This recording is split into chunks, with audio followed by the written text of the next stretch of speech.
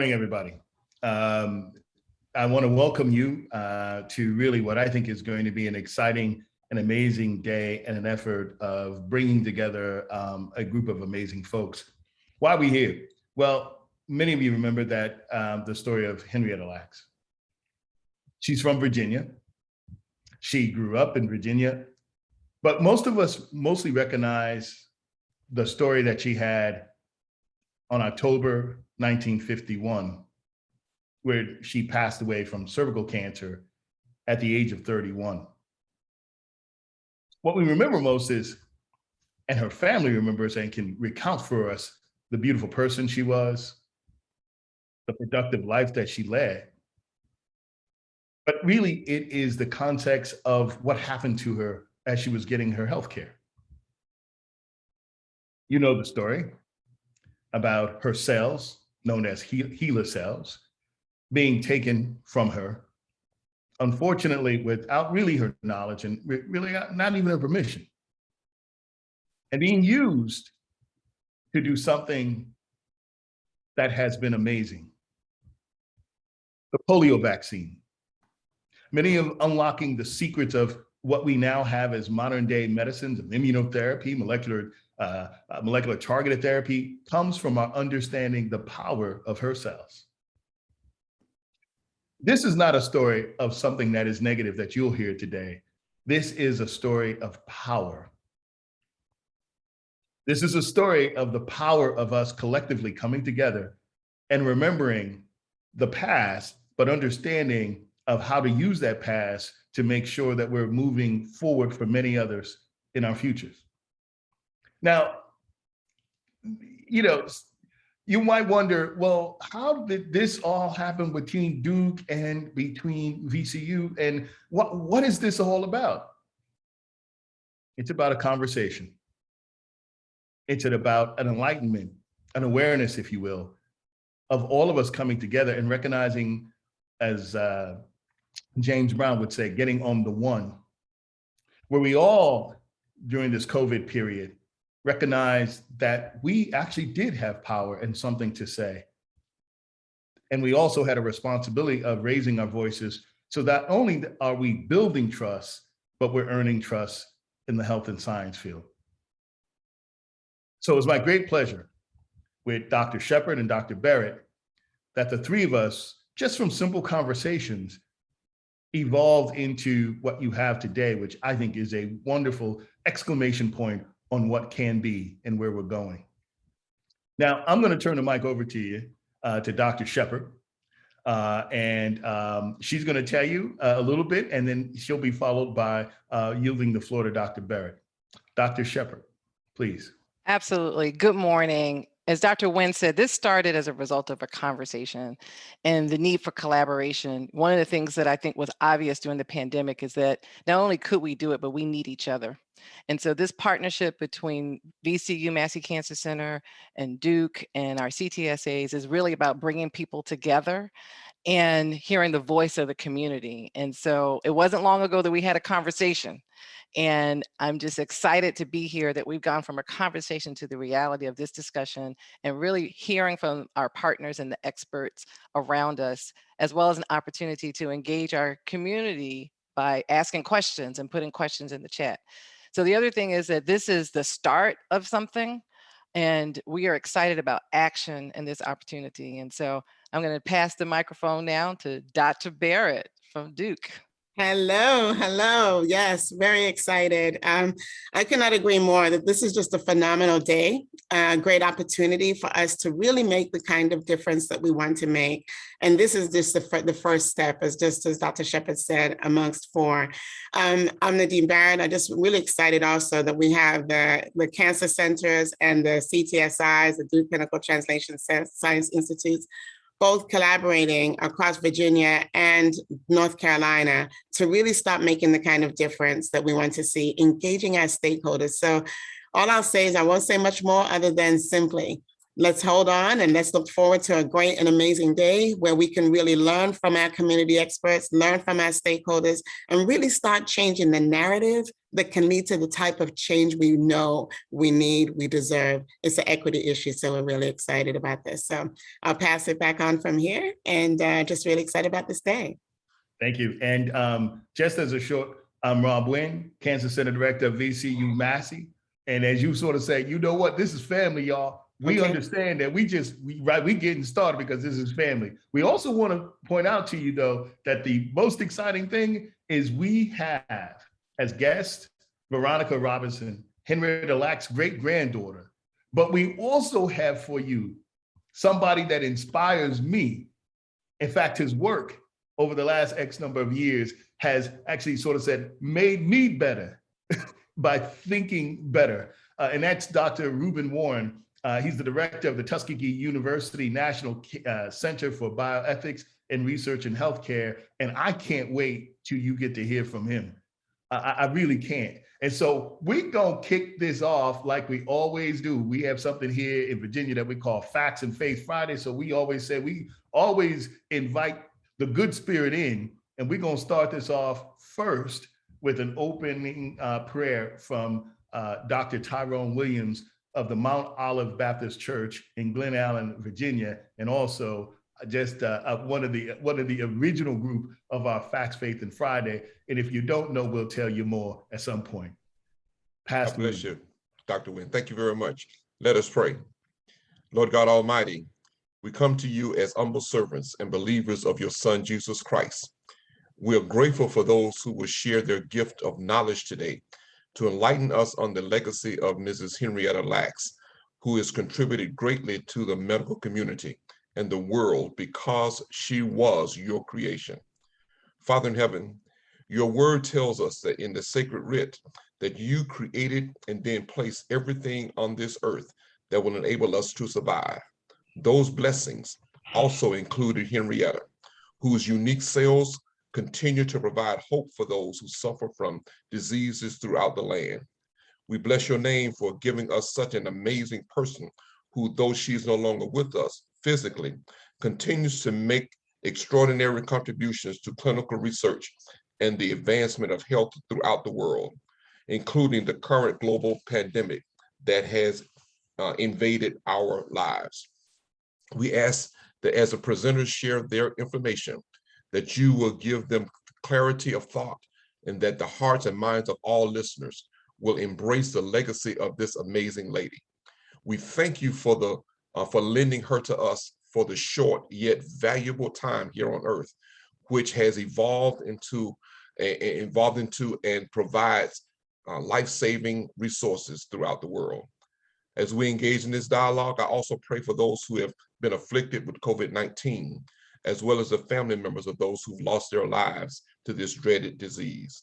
I also pray that those who remain hesitant and resistant to receiving the vaccines of which you have blessed us to have will no longer be influenced by the scales of conspiracies, but will soon allow the scales of doubt to be removed by the inoculation of truth. For this, as well as the injustices, the racial injustices and inequalities that have taken so many lives.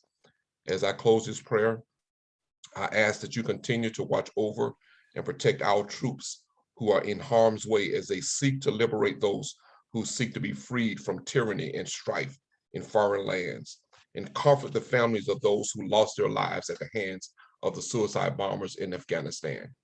Keep us safe and secure in your care, and shower us with your grace and mercy as we let your light shine before men. I ask these blessings and give you thanks and submit this petition in the name of your Son, Jesus the Christ. Amen. Amen. Williams, thank you so much for that. I really appreciate that. We're now going to frame it up, if you will, set it off, talking about COVID, cancer, and clinical trials. Why here? Why now? And so with me, Dr. Shepard and Veronica Robinson will be talking a little bit about this whole concept of why we're doing this. So I want to kick it off this way. We've gone in clinical trials for having things done to us to actually having a situation now where the access to miracle therapies and miracle drugs are not getting to us. We had done things, so we've gone almost full circle. Now, I think Dr. Warren, I don't call it the Tuskegee experiment. I call it what it was, the United States public health experiment in 1932, in which many of us know that 600 men were inoculated or given syphilis or had syphilis and weren't treated. I just had a recent conversation with someone that says, but we never finished that story. And someone said, what do you mean we never finished that story? I said, well, you never finished the story because you don't understand that people were tired and didn't want that to happen to us anymore. And the power of standing up led to what's called the Institutional Review Boards, or IRBs.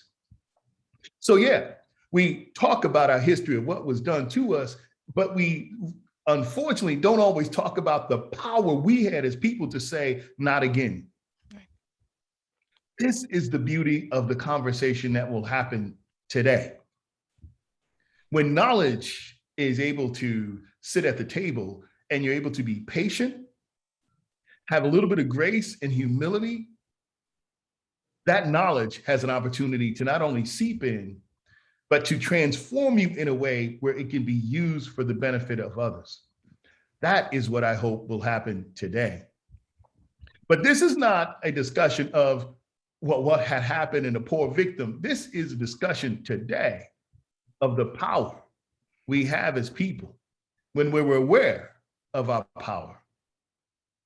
Back in the day when the AIDS crisis was actually almost at its peak, I always admired this group called ACT UP. Didn't know what the words were until it was the AIDS Coalition to Unleash what? Power. And that power they unleashed was in the context of research, which has now led to people not only not dying from HIV, but being able to live with it. It's the same power as we think about as we're getting through COVID and as we think about what's happening with cancer, as many other chronic diseases that we have an opportunity to do. So with that, I'm going to yield the floor to Dr. Shepard. Yeah, so, I think one of the things that we wanted to be different is that many people are starting to talk about clinical trials, and we repeat the same thing, that minorities are underrepresented in clinical trials. And so our discussion today, we recognize there's lots of types of diversity. Today's discussion is really focused on African Americans in clinical trials and that experience. And what we want to do, as you said, is really understand the past, the power that we have, but really charting a path towards the future. We want to have discussions and learn about how we can build trust and really what are some things that are actionable. I think we're all tired of sort of hearing this narrative that people aren't interested, they don't want to participate. And the reality that we see is that African Americans in particular are dying disproportionately from so many of the diseases, different types of cancers. So with all this discovery that's happening, all these breakthroughs, how is this being translated to the communities that need them most? And so that's the why we're here. I think our attention was arrested through COVID. It really highlighted the disparities that we knew existed, but it was front and center for the world to see. And as a result, what are we gonna do? This collective power. And so today, in framing it, is we want to change the narrative. We want to get some of the data straight. We want to understand better so that then we can go out and do what we need to do together. And so I'm excited about that. I'm excited about the fact that we have, as we're recognizing the birthday of Miss Henrietta Lacks, who was early August. That's why we wanted it this month, and so we got in here this month. Is recognizing that contribution, and she's referred to as the mother of modern medicine, right? And in terms of that contribution that she lives on. And so we are here with the humility as researchers, listening to our partners, but really armed and ready to move and ready to act. So that's why we're here and what we want to do. And so I'm going to pass the mic to Ms. Veronica Robinson, and just thank you for taking time, because we're honored in terms of your family, what you represent, and the things that you're doing to really change the narrative. Um, Good morning, everyone. And I thank you guys for honoring my great grandmother. This is like amazing for our family to know that even though something bad had happened to her, something great is happening for the world. And one of those great things are beginning these dialogues, these conversations about things that happen in our communities, about the understanding that there's a significant mistrust in our communities due to the historical injustices of medical racism.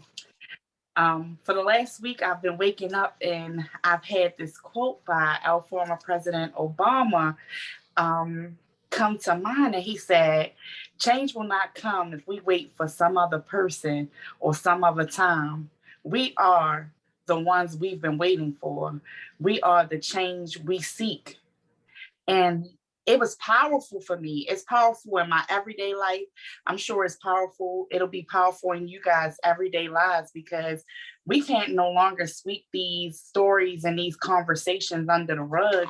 We have to begin to have these conversations to understand that the reason why we have these mistrust in the communities, and the reason why minorities are not being included in clinical trials or research and things, is simply because we have fears based on things that happened in our lives, in our own homes, like the stories that we were told growing up and things like that. And I just want to let everybody know that the reason why this conversation is so powerful is because we're no longer victims in our own legacies. We're victors now. You know, we're now taking over our own stories and our legacies to, tell people that we can do better, but it takes us. We have to speak up. We have to break down these doors, and we have to become part of the conversations at the table, and no longer just being the topic of discussion at the table. We have to rewrite the narratives for what people believe our fears are. Our fears are not us saying no. It's simply saying that we want to know more. We need to be educated because things did happen to us, and we don't want to be living in 1951 when my great grandmother received care. Thank you so much. That just resonates so much. And, I think it, just to make a note, it resonated with a lot of people. We have over 1,000 folks that have registered today. All right. And our attendees, they will be putting their questions in the chat throughout the entire event. And our folks that are helping us behind the scenes will be pushing some questions out to them. Just to let everyone know who's watching us, we're going to do our best to address the questions that may come up during the program. But if we do not address them during the session today live, every question will be addressed. We will be sending this information out. We've made a recording of today. And so if you have any questions or difficulties throughout the program, there's someone that's going to put their email in the chat. And so just reminders as you look and see questions, there's a Q&A function for the blue bar, and that's where we'll be sending information. At the end of the program, we are going to ask questions in the chat in terms of topics that you would like to see next. And so, as we mentioned, this is the start of something. This is not the end. And so we want to be able to hear from you, and that's going to inform some of our next steps. So that's the housekeeping, and just keep your eye on the chat. And again, we will do our best to answer all the questions that you have. Thank you so much. And Dr. Shepard, we're going to kick this off the right way with Dr. Nadine Barrett, who I think when we first met, we were at a conference, and I think it was just, I saw you, you saw me, and then we started a conversation about this whole thing about, this concept of awareness and how to get that more out in communities and stuff like that. And that just one thing led to another. And she's going to talk to you today about something that's near and dear to my heart: structural racism and changing the narrative. So again, that's structural racism and changing the narrative. So the next voice you hear will be that of Sister Barrett, AKA Dr. Nadine Barrett. Okay. Better known as. So Sister Barrett, floor is yours. I am here, and it is always awesome to see you and to speak with everyone here. It's without question just a phenomenal opportunity. I'll just have to say, Ms. Veronica Robinson, you just moved my heart just with what you said alone. Your quotes, right on point. In fact, I almost feel like I don't need to say much more after that, to be honest, because that was just amazing. So I appreciate that, and especially given the legacy that you have with Henrietta, it's just absolutely outstanding. So just really great to be side by side with you today, and just to be an advocate with you today, and just fighting the good fight and moving forward and being inspired. So thank you so much. And as for you, Dr. Robert Nguyen, yes, I'm very excited to be here as well. It's always a pleasure when we get to all sit in this room and speak and share and just talk about what this work means. And just as it was highlighted about this narrative, right, that really speaks to this whole perception of who we are as Black people in our communities, it's highly problematic, but it comes from somewhere, right? It comes from a system of that has been based on inequities, a system, especially for the African-American experience, has been based on looking at Black people as imports versus people, right? Coming in from the beginning of slavery. This system was developed in such a way as to ensure that over time, over the past 400 plus years now, from slavery forward, that the health system, the education system, the criminal justice system, all of those systems were developed and designed to ensure that the very inequalities that we see today would actually be. So the systems are actually working exactly how they were intended to work. And that's how systemic and structural racism works. So I often liken it to this whole idea, if you will, of a marathon. And some people have heard me talk about this before.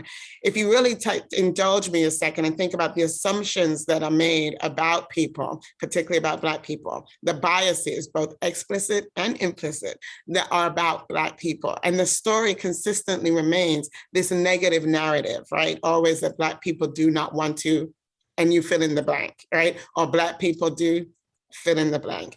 So our language is a direct result of the systems that have been in place to ensure that inequities exist and that there's always going to be this separation. So when we think about a marathon, and you just indulge me for a moment, and let's just imagine we're all 1,000 and plus of us is on this call. Let's just act like we are standing in a line and we're about to run a marathon, and we're stretching and we're ready. So get in that mode and we're ready. And then the gun goes off. Bam, white men start running. Keep running. Keep running. Keep running. 150 years, bam, white women start running. Keep running. Keep running. Keep running.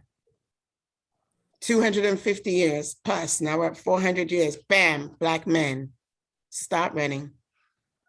Keep running. Keep running. 50 years after that, 450, bam, Black women start running. Keep running. Keep running. I could do that for every group, not just race, not just Black, but Black, white, Black, Latino, you name it, Native American, Asian Pacific Islanders, et cetera. We can look at all different groups, but just the groups that I just mentioned there. Those who start the race is going to do what is natural in some ways, and then also ensuring that they thrive, right? So the healthcare system is developed by the first group that starts the race. And not only do they create the health systems, they create the criminal justice systems, they create the policies and the practices, they create how all the systems that governs all of our lives that were on this call and beyond in ways that ensures that they benefit. So even so much so that when white women, for example, start running that race, they have to jump over some obstacles too because they're women, right? Because the system wasn't completely set up for them. But what the system does do, and it was created for specifically, is to create these two bookends, Black and white, and to ensure that white as a group overall exceeds, and those who are Black don't. And that's why we have slavery, that's why we have Jim Crow, that's why we have segregation, that's why separate but equal, that's why we have housing segregations, and that's why we have poor health outcomes. But when we have these types of systems, and in order for them to consistently exist and to be reinforced, there has to be a narrative that keeps that story alive. So that as time changes and policies may change, there has to be an undergird narrative that's part of the culture, that's part of the expectations of particular groups, particularly in this case for today, and we're talking about the Black community, that has to stay in place and continue in order for inequities to continue on. So today is about those narratives, those assumptions, those biases, those perspectives, those stereotypes that consistently speak about Black people in ways as if Black people are the problem and not living in a system that created a structure and a culture that supports that culture, that system. And that culture is what we say, what we talk about, our beliefs, our actions. That's our culture, right? Our language, the words we use, that's all part of our culture. And all of that has to hold together, if you will, the glue of the systems of inequity.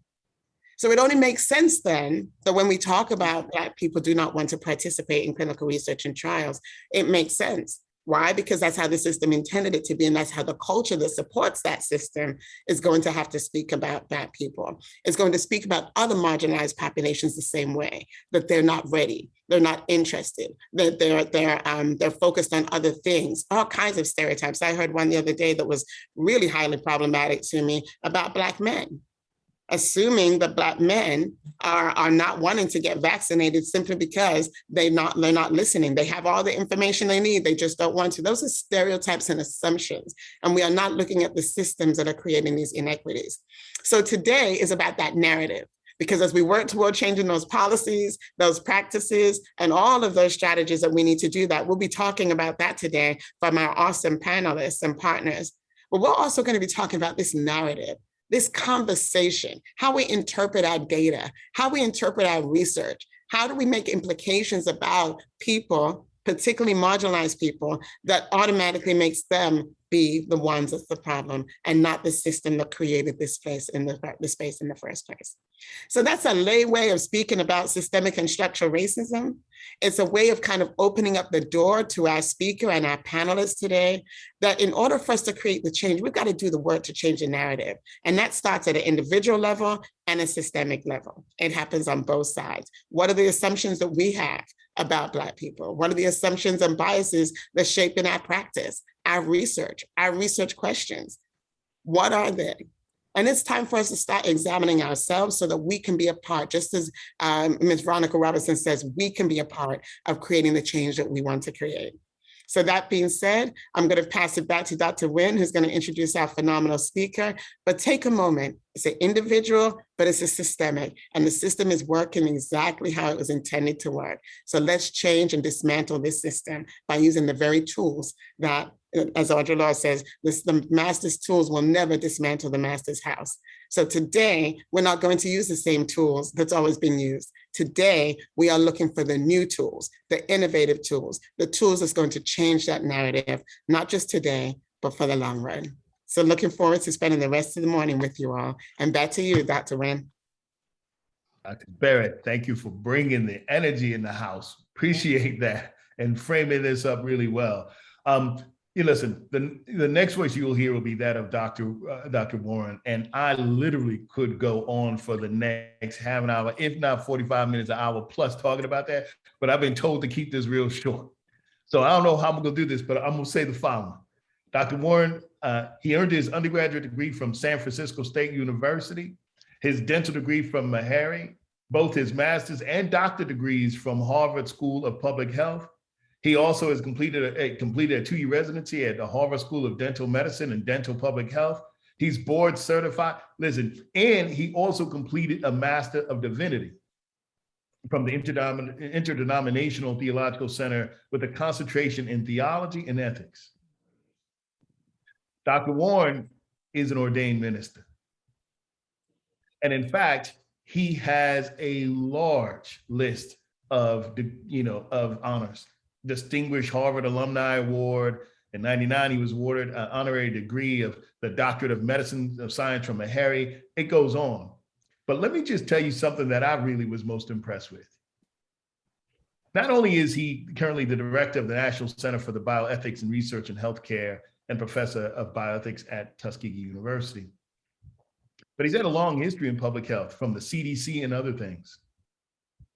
I can go on and talk about his accomplishments, but the thing that hit me most is when I read the work of Dr. Warren, and when I've heard him previously speak, it's his humanity. It's his humanity and ultimate caring that not only do I benefit and do we benefit, but all of us are lifted. And it's through that lens that when we were talking about bringing a speaker, there wasn't anyone first top on the list, and Dr. Barrett and Dr. Shepard could be my witness. They were like, who? Dr. Warren. Because I think the words of this brother, that here's what we're gonna do. We're gonna just turn the floor over to Dr. Reuben Warren to talk to you about this whole issue of hesitancy on clinical trial refusal. Let's get the data straight. So without wasting another moment, Dr. Warren, the floor is yours.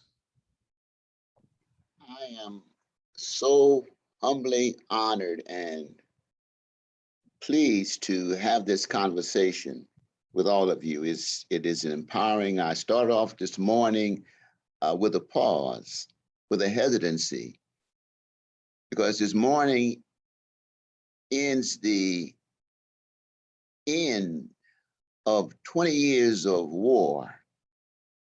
And we've got to pause and say this issue is bigger than any of us. It's bigger than the myopic perspective about health. So let me pause by just saying, thank you for ending war.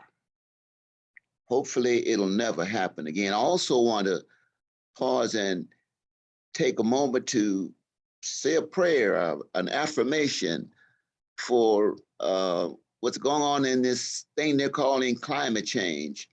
And I would call it environmental injustice. And just stay prayerful that the folks who are suffering will suffer less, and the folks who need to know will know more, so that we can all be healthy and whole. Hesitancy on clinical trial refusal. Let's get the data straight. Let me reframe that a bit and say, what do the data say and what do the data mean? Because data are data, but what does it really mean? What do they really mean? And also we'll pause and say, celebrating Henrietta Lacks, I would say commemorating Henrietta Lacks, and her relationship with Tuskegee University is little known, but when it came time to replicate the HeLa cell, Tuskegee was very much involved. And I need to say over and over again, since the whole notion of health related to Black people first became an issue of resolve, not a problem, the National Negro Health Week, 1915, was started at Tuskegee, and then now they want to say minority health came out of where? It came out of Tuskegee, 1915, Booker T. Washington. Next slide.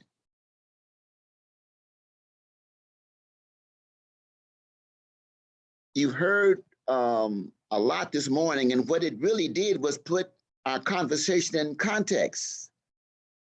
In context, because the content is meaningless without the context. And in my introduction, I want you to pull up the context. Slide, please. And that context simply says, and you can read it, but that race and ethnicity must be viewed in the broader context of human subjects research and public health practice. However, bioethics violations, unfortunately, have been a continuous part of biomedical research, that enterprise in the United States. More recently, public health violations are also discernible. Race and racism, a new conversation for some, but not for all of us, not for most of us, has been a part of the scientific inquiry and continues to be of great concern. considering public health ethics violations, a relatively new paradigm, presents another opportunity to understand shortcomings in human subjects and public health practice, yet a lingering challenge. Slide, please. And I want to highlight for your consideration the so-called father of gynecology, Marion J. Sims, MD, purchased enslaved Black women to conduct vascular vaginal surgery without anesthesia, because he supposedly believed that these women, these Black women, could not feel pain. Other white physicians tested remedies of heat stroke by forcing Black people to work long hours in the sun to determine if these rare remedies worked. Even in North America, and I say not the North, but North America, cadavers were stolen from Black cemeteries and used in medical school. When I was in dental school and I did gross anatomy, I never thought about where did those bodies come from. I was into the understanding the biomedical, the anatomy, but I never thought about the ethics of what was going on. Next slide, please.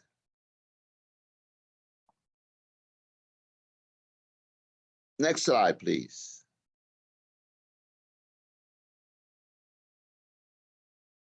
And so this presentation this morning is really beyond health or healthcare.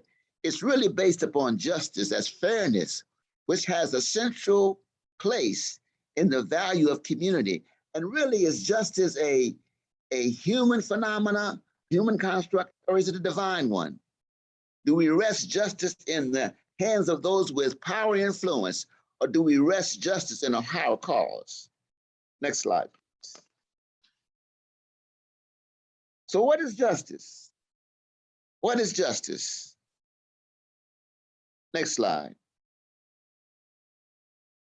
Justice, according to John Rawls, and he says, each person possesses an inviolability founded on justice that even the welfare of society as a whole cannot override. Therefore, in a just society, the rights secured by justice are not subject to political bargaining or in the calculus of social interest. Today, that becomes critically important. Political bargaining or to the calculus of social interest. Next slide, please.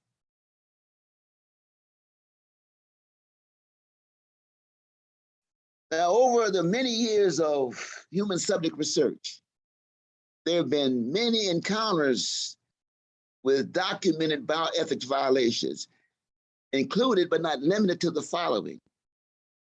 And you can read them. Human radiation experiments during the period 1944 and 1974. Thalidomide studies used in clinical trials in the United States, Canada, and Europe. Willowbrook State School for Retarded allowed for children to be injected. Brooklyn Jewish Chronic Disease Hospital.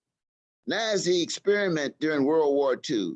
The United States Public Health Service syphilis study at Tuskegee. The Guatemala syphilis study, 1942 to 1947. Now, just note that all this occurred between 1932 and 1972, when the U.S. Public Health Syphilis study was started, quote unquote, and stopped, quote unquote. So we knew better, we just didn't do better. Next slide. Next slide. And here are some of the quote unquote rules that resulted from violation. Reaction to violation, not the prevention of the violation, a reaction to violation. Look at those dates. All of them came after 1932. Next slide, please. And should have ended before 72, but let me highlight the one that is most talked about nowadays when they talk about the coronavirus pandemic and other violations, human subject research violations. The United States Public Health Service syphilis study at Tuskegee, 1932 to 1972. Just from your own sense of judgment, look at the slide 1 at the top and the slide 2 at the bottom. What were they doing? Who were the doctors? Who were the nurses? And what were they doing? What were they trying to do? So-called trying to do. Next slide, please. And here's how I characterize that so-called study. And I want you to listen thoughtfully and don't think about the biomedical science only. Think about the behavioral science.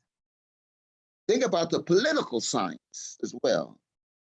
And what you hear is that it's not like the syphilis study, because in the syphilis study, they're withholding treatment. And in this instance, with the coronavirus pandemic, we're trying to give treatment. Let's reframe it. The issue is not about the treatment. It's about the dishonesty. It's about the deception. It's about the falsifying information. They said the men had bad blood. Now, I've been through undergraduate biology, dental school, a couple of degrees in public health, and I've never heard the word bad blood. I have no clue what that means, what it meant then or what it meant now. So it's not about the therapy, it's about the behavioral violation. And they went on, as you may have heard, and say they went to recruit the men from the churches, Silo Baptist Church and other places. And I would argue that cultural insensitivity. And as we speak today, when you want to do your research and you want to engage Black and brown communities, where do you go? You go to the faith community. So it's not as if they didn't know. It's not as if they didn't study cultural context. They studied it and used it and abused it. So be very careful, scientists, researchers, when you try to engage the faith community, because that's the context from which you engage them when you want something, not when you want to do something. The third consideration, and these are behavioral considerations that I want you to consider, explore, deception. And I try to be appropriate and scientific and kind in my characterization, particularly when I use PowerPoints. But deception simply means they lie. And they lied. So call it what you want. It was a lie. They said the men didn't have nothing, so we didn't do any harm. So we didn't give them anything. But the notion of do no harm is not enough. And we'll get back to that later on. The notion of do no harm is not enough. And exploitation. Quite frankly, they exploited the men as we speak. They said they were poor, sharecroppers, illiterate. Now, some of the men didn't have the money, but they had farms, they had land. Some of them say they were poor. They may not have had money, but they were not poor. And the tragedy was that they used the information about understanding in rural Black South, the cultural and religious context. So the men trusted the federal government. And remember, the whole issue of states' rights versus federal rights, as we speak today. Black folk trusted the federal government act on their behalf. So it was an issue of trust, not an issue of ignorance. Issue of trust, not an issue of ignorance. These men were well-respected community residents. These men were faith leaders. So don't get it twisted. Stop calling them poor. Stop calling them all sharecroppers. They were far more than that. Next slide, please. And when the study was exposed, not by the scientific community, but by the press, New York Times, Associated Press, what they did is the federal government, through its highest official, apologized. I was a part of bringing the Tuskegee Legacy Committee together in Tuskegee to have a conversation with scientists, public health officials, lawyers, researchers, and community residents to say, now, what ought we do to quote unquote apologize. And someone said, well, we need to ask the director of CDC to apologize. Oh no, at that time, the director of CDC was David Satcher, who was at that time the director of CDC and went on to be the US Surgeon General. Now, David Satcher from Anniston, Alabama. As far as we know, some of his folk could have been in that study. So don't ask a Black man to apologize for an abuse to Black people. So we said, oh no, the apology must come from the highest source. And that was the President of the United States. And this slide projects some of the men who were able to travel to the White House for that ceremony. I was there. And I was brought to tears listening to their stories, listening to what actually happened. That was an important event to apologize. Next slide, please. And look what President Clinton said, and listen to it carefully.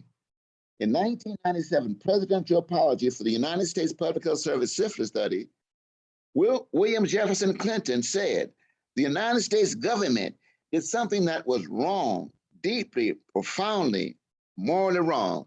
Now, all during my time in undergrad, graduate school, professional school, I didn't get words like morally wrong, profoundly wrong. I got words like, is it scientifically important?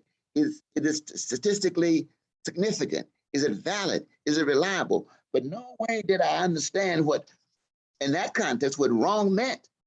And I'm wondering if we now know what wrong means, or do we do wrong by intention? Next slide, please.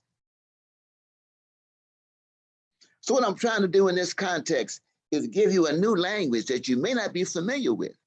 You know, I've studied the scientists, and I said, I didn't get these words. So I want to give you a new language in which you can engage in conversation to really understand what happened, what's happening, and what we ought to do about it.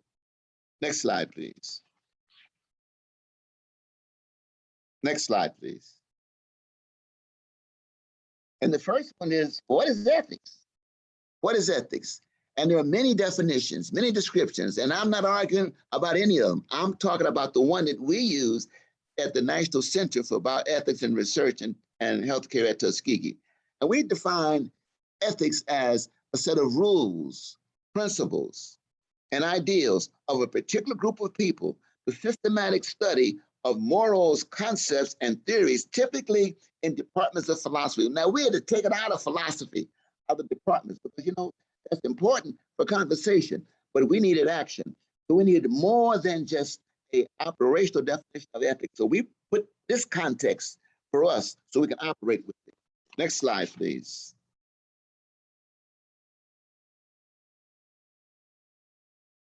The next one should say bioethics.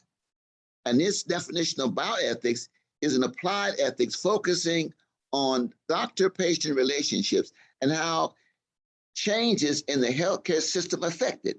Now, that has taken ethics to another level, dealing with the human engagement interaction. Now, some philosophically say bioethics is the study of living things and the rightness and wrongness of living things. Well, that's okay. And they can live with that, but I need the operational definition that allowed me to practice, to translate theory into practice. An example is the Affordable Care Act. Some argue that it was an economic issue, access issue. No. I would argue it was an ethics issue, about ethics violation. The places that denied the expansion into Medicaid during that effort to expand the Affordable Care Act were mainly states that had a disproportionate number of Black folk. Southern states refused to expand Medicaid. It wasn't about the money. It was about the ethics. Next slide, please. Next slide, please. Next slide, please.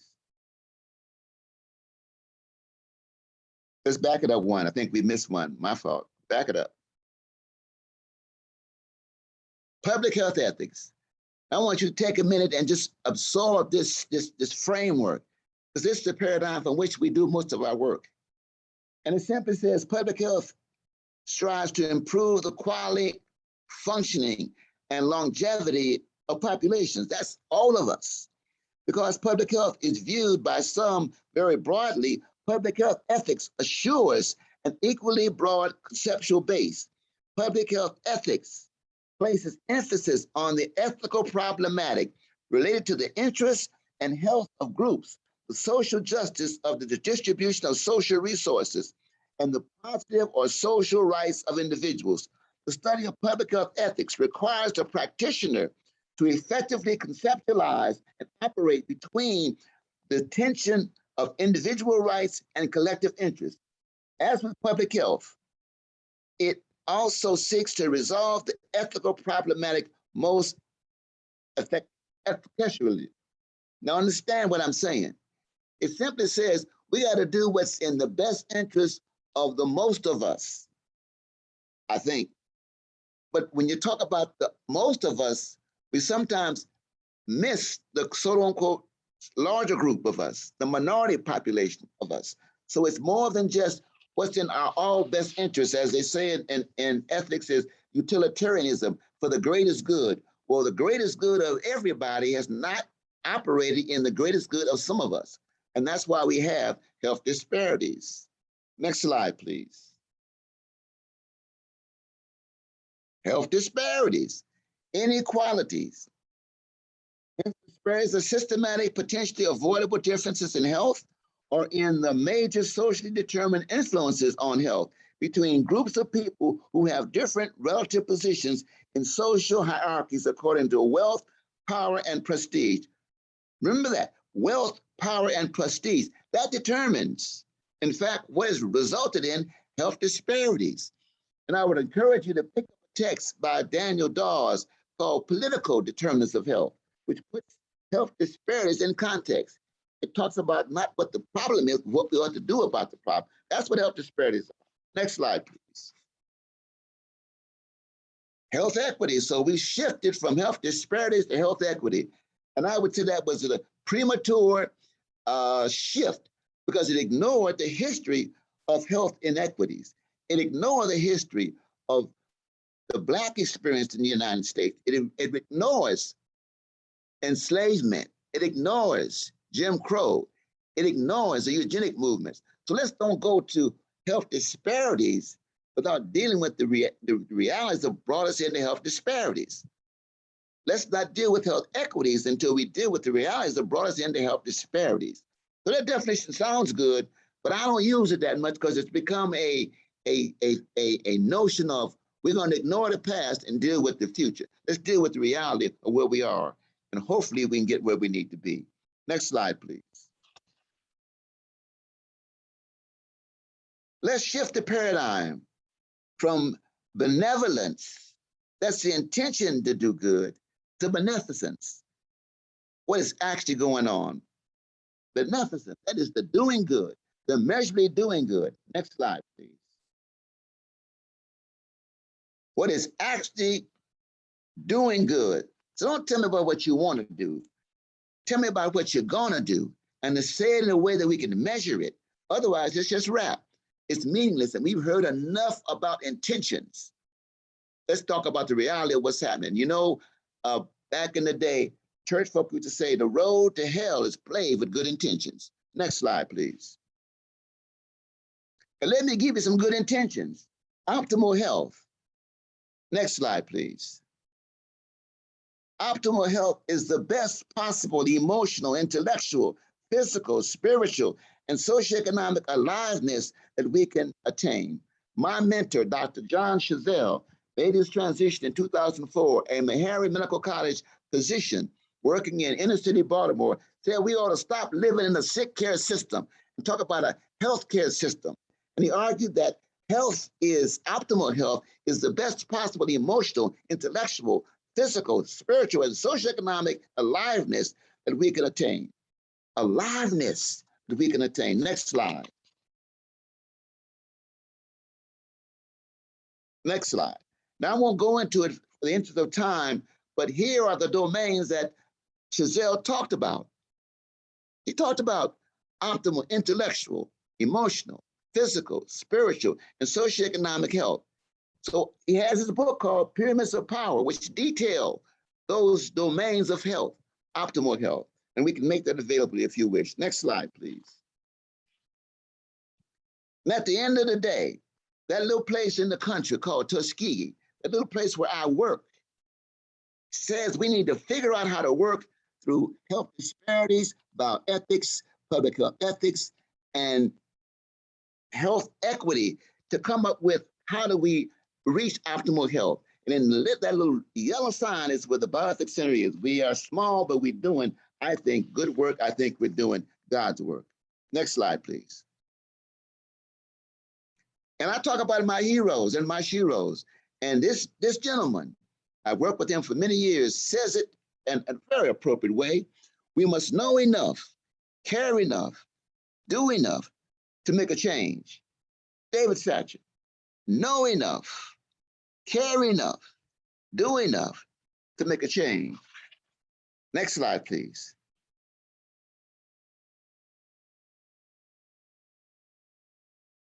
Next slide, please. We've lost a slide. But let me tell you what the next slide was a picture of Dr. Maya Angelou.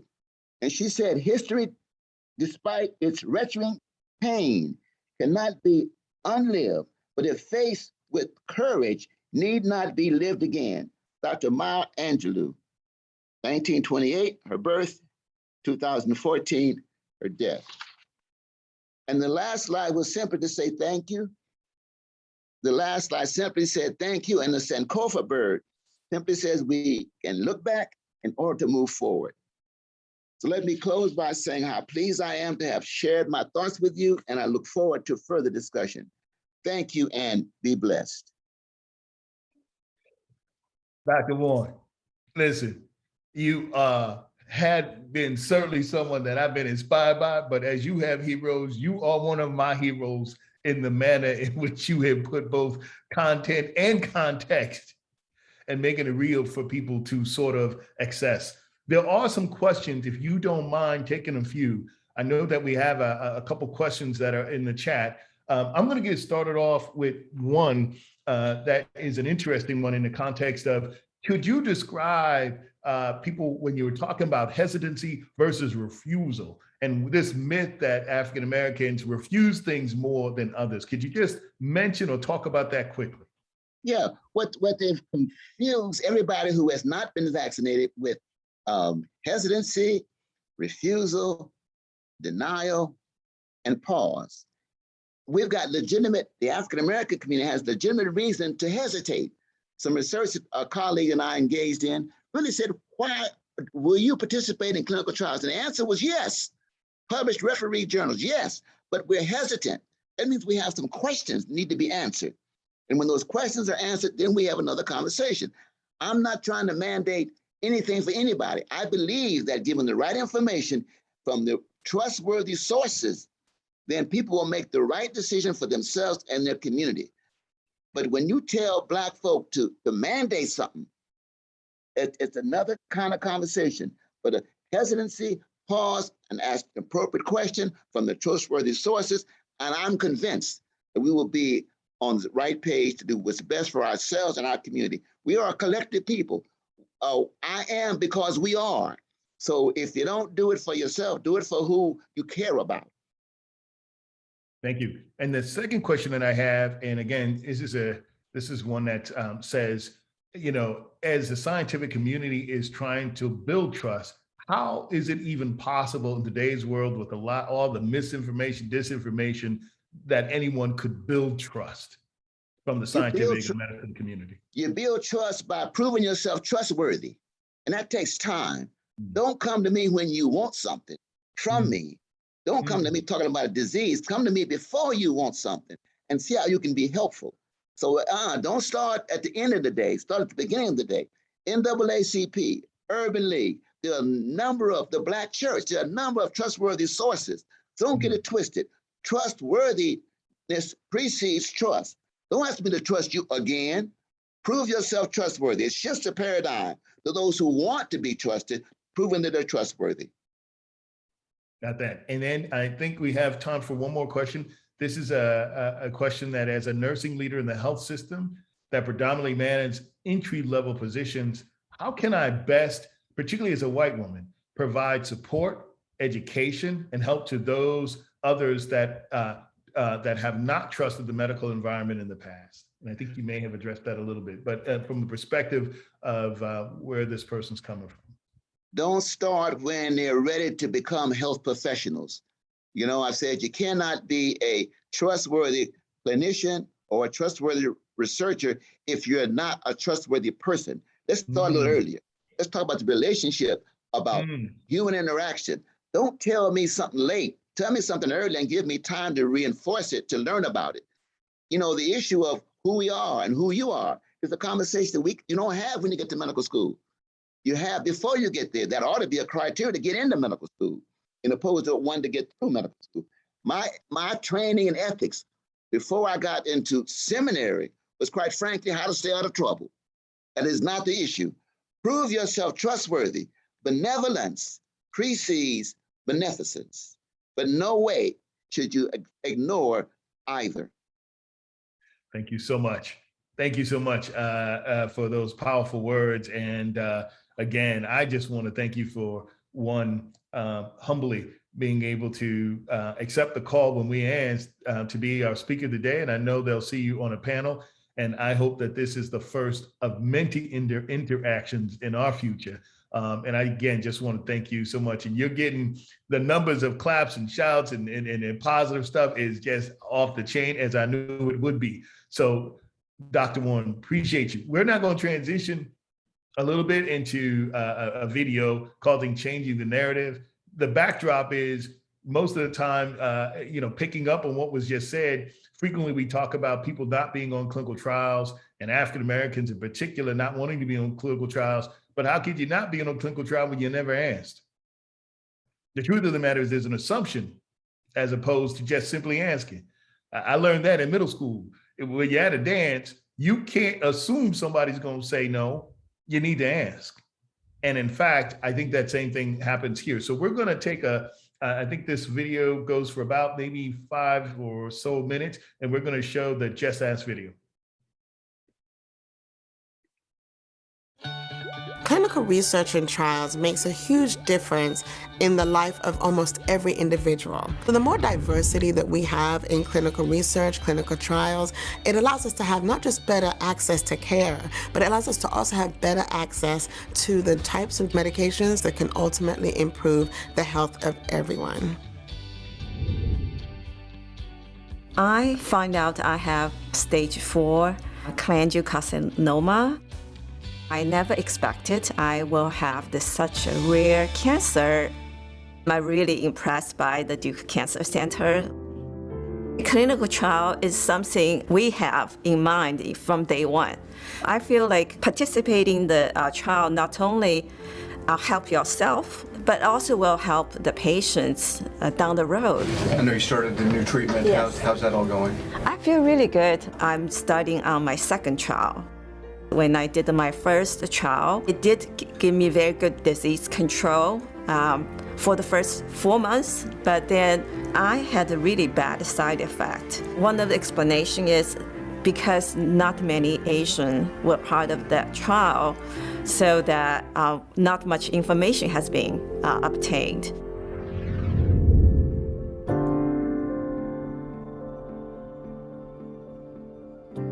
Health disparities exist, from access to care, screening, treatment, survivorship, end-of-life care. When we look across the board nationally, what we find is that African Americans, Latinos, and Asians are less likely to participate in clinical research and trials compared to particularly white middle-class males.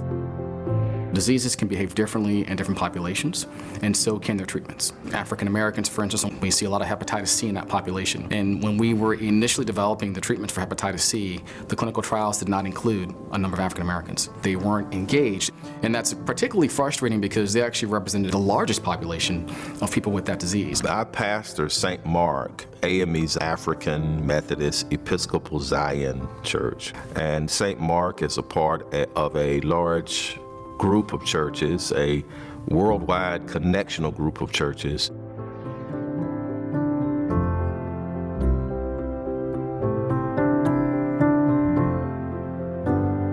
The purpose of the HEAL partnership is to get more African Americans involved in clinical trials and studies.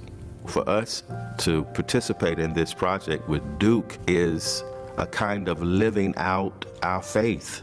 It's been 3 years now, and we've done some good work that goes beyond our pulpits and pews and into the communities for the purpose of caring for bodies and souls.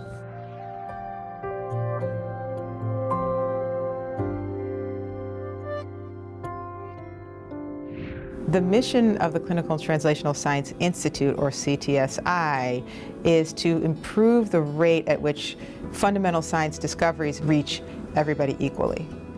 We want to do that by engaging people in research, making it more trustworthy and more transparent. We want to create a dialogue between our researchers and our community so that we're all speaking the same language. We've increasingly become aware that a large component of the lack of participation is not lack of interest on behalf of minority groups or different population groups, but simply the fact that they are not asked.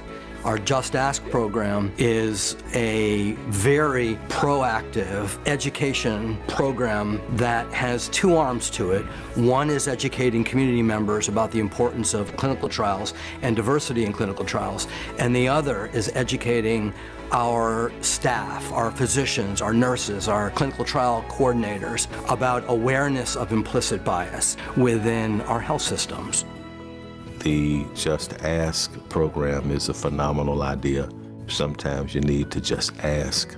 I try to emphasize to the researchers that you can't just do your work looking at one demographic. Come sit with us. Let's converse. The Just Ask program just allows different healthcare providers as well as researchers to recognize what their different biases might be, whether that's gender bias, a sexual identity bias, a racial or ethnic bias, and how to approach people in a way that comes from the heart of respect.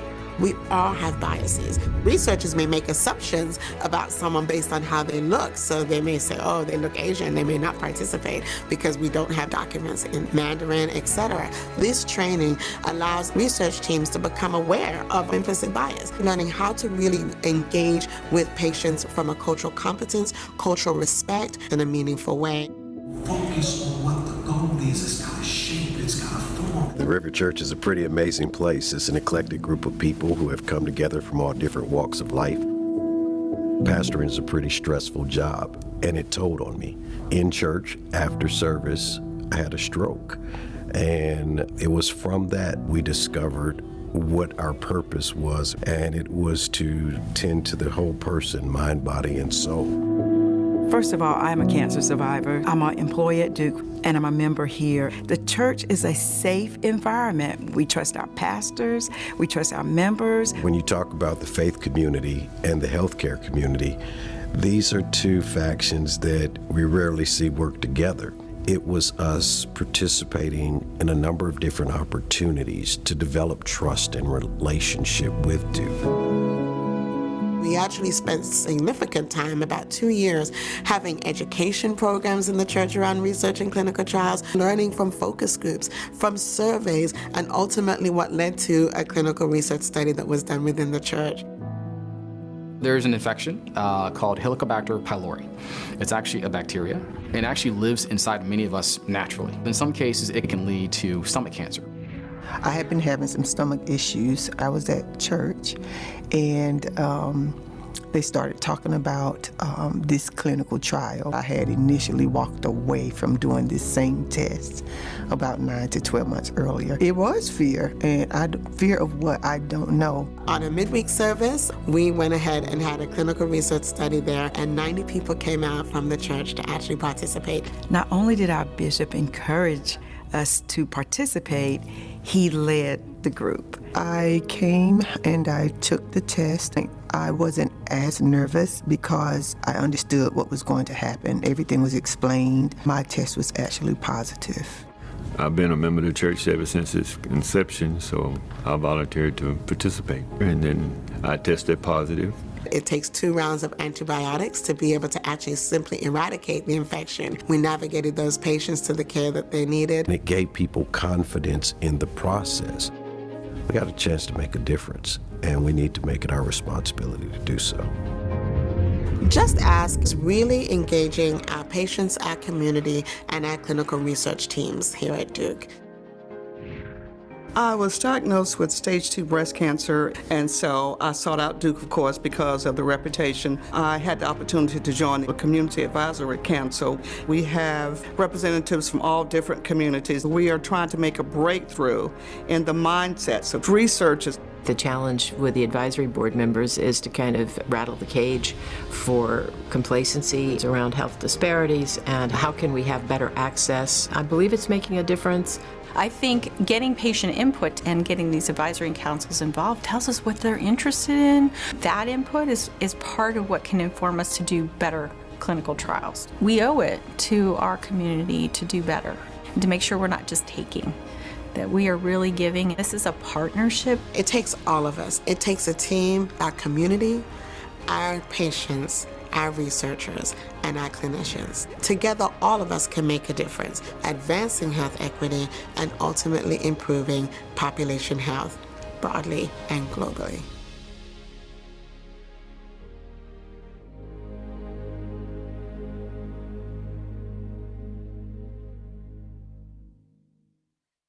Well, back to you again. Good afternoon again.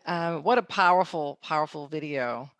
And the video is an excellent example of how community can work together to address gaps in clinical trial participation. It's also a perfect setup for our next segment, our Real Talk panel discussion.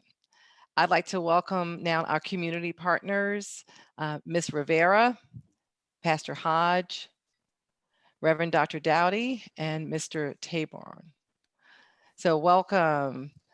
And we also have our other individuals who were introduced earlier to have to engage as well, Dr. Nguyen and Dr. Barrett. And so would our panelists, our community partners, take a moment and just introduce yourselves? We know we have your esteemed bios on our webpage, but would you just introduce yourselves before we get started with our conversation? I'll start with Ms. Rivera. Hi, thanks for having me. It's a pleasure being here, especially on this awesome panel. I'm Sharon Rivera Sanchez. I'm a cancer survivor and thriver. I'm an advocate. I've served on several boards. I have participated in 2 clinical trials. And one of the boards that I'm on is VCU Massey Executive Board. I'm also National Cancer Institute, a prevention as well as a clinical trial board. And as I stated, it's a pleasure being here. Thanks for inviting me. Thank you, Pastor Hodge. Yes, Pastor Ralph Hodge of Richmond, Virginia. I am a native of Washington, D.C., but I've been in the Richmond area for almost 30 years. I pastor the Second Baptist Church. I've been the pastor there for 18 years. My wife and I served that church, and we love Second Baptist. We love Richmond. I've been a math and science teacher for about 20 years. I'm currently the faith outreach manager for Virginia Interfaith Power and Light, which is an environmental organization that fights environmental injustices, in particular with communities of color and our Indigenous brothers and sisters. And so I do environmental justice work as well as pastoring now. And so I no longer teach, but I still will tutor math given the opportunity. That's good for me to know. Reverend Dr. Dowdy. Yes, my name is Orlando Dowdy, and I am a 1-year removed prostate cancer survivor. I am also the pastor of Holland Chapel, AME Zion Church, in Apex on the Durham district of the African Methodist Episcopal Zion Church. I'm also a psychotherapist in private practice, and also a sort of a founding member of the HEAL partnership with Duke Clinical Researchers. Been doing that about 5 years now, along with Reverend Pridgeon. Thank you. And Mr. Tabor. My name is James Tabor, and I am a resident of Durham, North Carolina. I'm a native Baltimorean, And while my involvement with Johns Hopkins Hospital was not as meaningful as that of Miss Lax, that's where I was born. And I found myself in just a small way kind of identifying with her connection with the hospital. I have been actively involved and one of the founding members of the Men's Health Council here in Durham, and working with Dr. Barrett and others in that regard. And we primarily are focusing on addressing many of the disparities associated with those experienced by men of color. One thing that I feel compelled to say is that I have been gratified by the energy, not just as it relates to this activity, but by the spirit that has been associated with Duke University, VCU, and others which I will not name. What would be a shame and a disgrace is if we, not that we would, assume that we are close to arriving, because we have still a long ways to go. And I do believe, I'm optimistic about what can be, even though I realize that what will be has not yet been achieved yet. So I just want to applaud you all and thank you for affording me this opportunity to not so much contribute, but to listen and learn. So thank you very much. Mr. Tabor, I think that's called faith right there. That's what it sounds like, the definition to me. And that's exactly what we have. We want to learn from you. And so I'll just set the few ground rules for today. I have some specific questions. Some questions have already come from the audience that I think are relevant. Excuse me. And, a question may go to one person, but we want everyone to chime in and talk. And we're happy that Ms. Robinson is here with us as well. And so we're going to get ready. And this is real talk, no slides, right? We want to hear. I've been moved, actually to tears and emotions with my camera off from the start of the prayer. And we're here. So we're going to get started. One of the things just to let you know is that we did have some questions that we asked participants before today.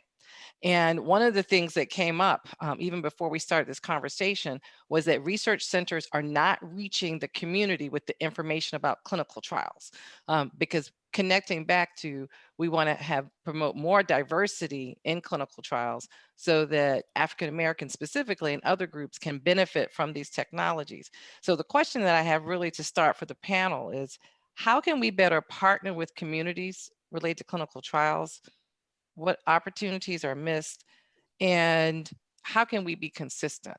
So this is thrown out to the whole panel. How can we partner better with communities? And just to let you know, about 3 questions from our audience address this same topic about how do we make this work? How can we partner? And the we're often talking about are the researchers, and institutions partner with communities. Dr. Shepherd, I'll be happy to start with that. You actually have to have boots on the ground. You have to, when you're trying to get the word out, the virtual, this is great. And due to the virus, we know we have to be in this setting, but always have boots on the ground. Prior to coverage, we was visiting the chemotherapy, the infusion room, and giving blankets and things, and that would start a conversation. And I basically would ask, did your physician mention a clinical trial? And I can tell you is coming back, the answer is coming back no. So just like the videos say, we have to ask, but also timing and tone, tone is very, very important, very important. You missing opportunities every time someone walks through that door. You just can't assume they're gonna say no. And you also have to take the time to explain. If they come back and say, oh, I'm not being a guinea pig, well, tell me about it. You have to have that extra time to explain it.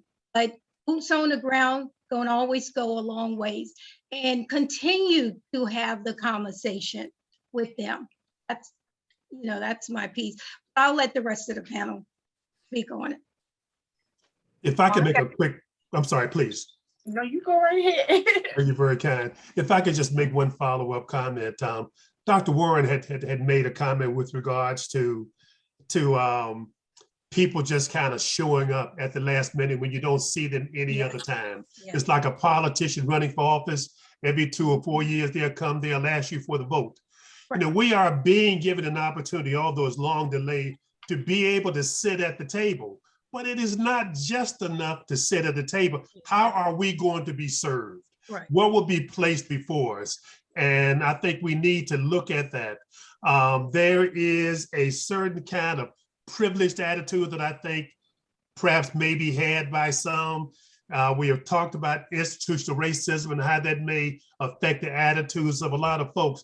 So when we invite people to the table, we need to let them know we really want to listen to them, that we don't want them just to care about how much we know, but that we really care about how they feel, what they hope to get out of whatever experience we are asking them to consider. So it's how we approach it. And it really is an attitude. And I don't want to be so simplistic, but we need to give folks what we would want ourselves if the roles were reversed. Yeah. It is such a simple kind of we know what we like, and what we like is not what others don't like. They like the same thing. So if we go into it with that attitude and we have a relationship which extends over time, going back again to Dr. Warren's point, I think can add a lot of value to how we can connect and get people to want to stay at the table.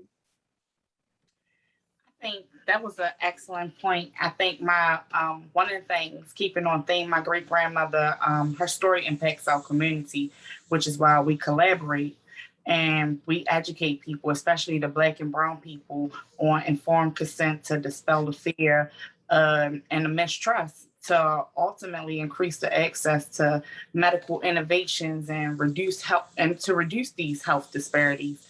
But you know, while progress has been made, more is needed to address these mistrusts. This is like over 100 years of medical experimentations and institutional racism and inhumane actions that has been done. Our community fear and our mistrust is just, it's been on such a grand level. Things have happened to us and we can't no longer continue to sweep these things under the rug and pretend like these things didn't happen, which gives us these hesitancies. Our hesitancies aren't us saying no, that we're saying something happened. So I think to answer that question, we need consistent transparency, to be respectful and to be engaged and educated by trusted voices in our communities. You know, conversations like this is what we need. We need to know that and educate policymakers and other advocates out here and say that we have to meet people where they are, where they eat, live, sleep, they play, they pray. We have to begin to be truthful and honest. That transparency, that's how we get to eliminating these disparities. But until we acknowledge things that has happened, we're going to continue to live in 1951. We're going to continue to have these conversations over and over. And these stories that are being told in our households about the things that has happened with medical institutions and our families, these are stories that we're going to continue to hear unless we step up and we be transparent and we hold our counterparts, our colleagues. We got to hold people accountable. You know, Dr. Nguyen, he holds me accountable all the time. Hey, Veronica, you say you're going to do it? Well, there we go. You know, so we gotta continue to hold each other accountable and uplift each other and be the change that we need. Thank you so much. And, you know, this ties in so nicely to a question that came through that I think is very appropriate for Dr. Nguyen and Barrett. And this relates back to this consistency. I think from Dr. Warren, when he spoke, he made it really clear that we have earned a mistrust out there. And so we have to build it. I mean, the atrocities that he demonstrated in his talk, that sometimes people have talked about at home and we have backed by facts now. And so this question is really, gets at this pharma biotech industry. And how could those industries best partner with organizations such as VCU and Duke to advance patient access to care? So this is why, so Dr. Nguyen, you see this, why this is coming towards you as a cancer center director, thinking about this partnership, and then also in the back of our heads, knowing sometimes what's the premise from some of these pharma tech industries. Yeah, so I'm on, this is why I always get in trouble, but I'm gonna start it this way. One of the things we really have to do is to be much more cognizant of the role race plays in science. So one could easily say, big pharma companies can say, well, what can I do to get more African Americans on trials? Right, because there may be some inherent concept, well, African Americans are going to respond different to drug X, Y, and Z. So I'm going to break it down to you in that I think that if we believe that race is a social construct, and I think Dr. Warren clearly pointed out that there are structures and social constructs that disadvantages some, and that it may not be always that it's our biology that's different. I think there's a level of grace and humility that we're moving forward that we'll have to understand that, that the bottom line is how all of us, academic institution, big pharma, can understand is that the ZNA, that zip code and neighborhood of association, probably plays a bigger role on impacting your biology and the drugs you might even be responsive to or not than my Blackness. Right? It's my being an African American that allows me to live in neighborhoods where I have access to less fresh fruits that may play a role in my microbiome. For that's just your gut flora, y'all, that can actually impact your DNA. The truth of the matter is stress, we know, can actually impact your DNA. And so even when you live out of those neighborhoods, there may be lingering impact. I think we have to have a different discussion. And it's a broader and deeper and much more sophisticated discussion than we have been having around us as just having more African Americans on clinical trial and whether we respond to drug X or drug Y. I also want to give a shout out to, in this case, Dr. Hodge, who, Pastor Hodge, who talks about the environmental stresses. We understand that there are two, outside of slavery, Jim Crow, redlining, which separated people. But even despite redlining, we had communities that were robust, had banks, had all. But with the urban renewal, where we put white roads through Black bedrooms, where we devastated many of those communities are now sitting where you have particulate matters of 2.5 and you have, issues of, those factories and things that are flooded right there in those neighborhoods that are contributing to disease. So what I want from other universities and big pharma is to actually have a broader discussion of, it's not just putting brown-skinned people onto clinical trials, it's putting the right people onto clinical trials. It's actually having the humility and the grace to understand that Black folks didn't just not want to participate in the trials, they were never asked. And by the way, when you put on a trial, don't look so much at my biology. How are you gonna look at my biology without even knowing my history and where I live? I think now is the time for the discussion of the integration of my ZNA, that is the zip code neighborhood of association, with my DNA. And I think if we have that moving forward, we'll design better therapies. I know that's a mouthful. That's why I don't get invited to these things. No, that's perfect. And I'm glad you mentioned Pastor Hodge, because several questions have come up around our faith leaders and this idea of partnering. And so we have Facts and Faith Friday, and we have our partners on today. And so Pastor Hodge, as a faith leader, what advice do you have about enhancing this issue of diversity in trials? And there may be some specific lessons, maybe from the COVID experience, that you could share that you think may be relevant for us as we want to move forward for solutions with this issue. First of all, I want to thank you guys for allowing me to be on this panel. With regards to COVID, let me just throw some context. Back in 2019, my church was studying Leviticus and Numbers, and we were looking at how the priests were the first public health officials in the community and how they were practicing quarantine. So my church was kind of prepped for the COVID in a sense, theologically. And then when 2020 came around, we were preaching through Genesis and we were looking at Noah and how Noah had to go into the ark for 7 days. And then the Lord shut them in, as the story goes, for over a year. So we talked to the congregation, what would you have to do if God shut you in for a year? So this is like March of 2020. So we were prepped and primed, you know, because Hebrews 11:7 talks about Noah operating in a holy fear.